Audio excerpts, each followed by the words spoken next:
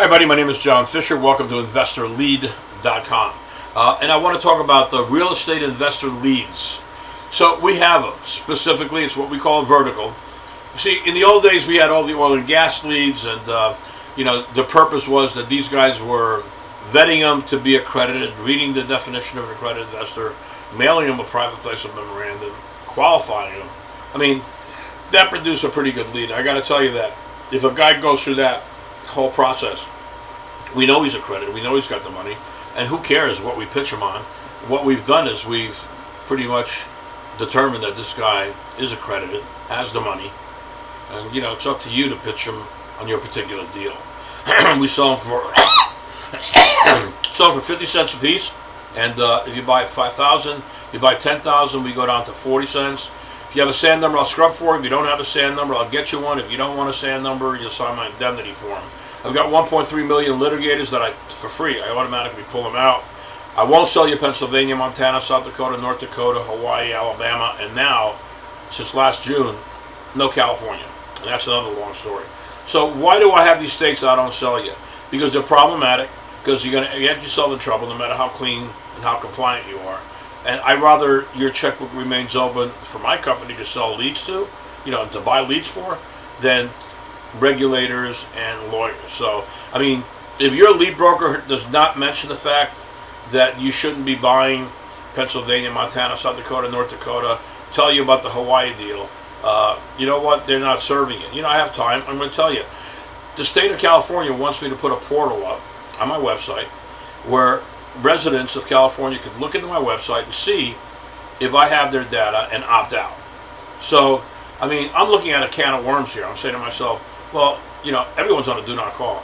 So won't it piss them off to find out that I have their leads, that I'm selling their name, and they're on the do not call? You think, you could explain to them, hey, we don't have to worry about the SAN number. It's the end user, the guy who makes the phone calls, that has to worry about it. I don't want to get into that kind of situation. And for my own personal reasons, I really don't like California. There's certain states I just don't like. And California, I don't even want to go there.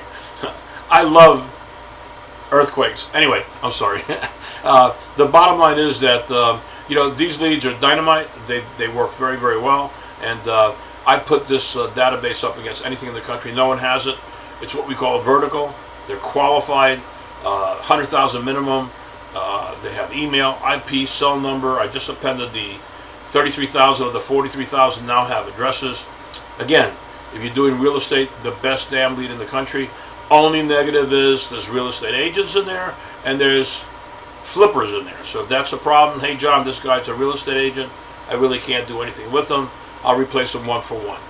Disconnect, wrong numbers, idiots, 2 for 1. So I got your ass covered. Been in business 31 years now, A+ rating. I think we got 2 complaints. 2 years ago I used to say, and we have 0 complaints in 28 years, whatever it was. And I'd always say to myself, man, it sounds too good to be true. And then I get a call from the BBB, and about 2 years ago, John, you're telling people you have no complaints. You really have 2 complaints.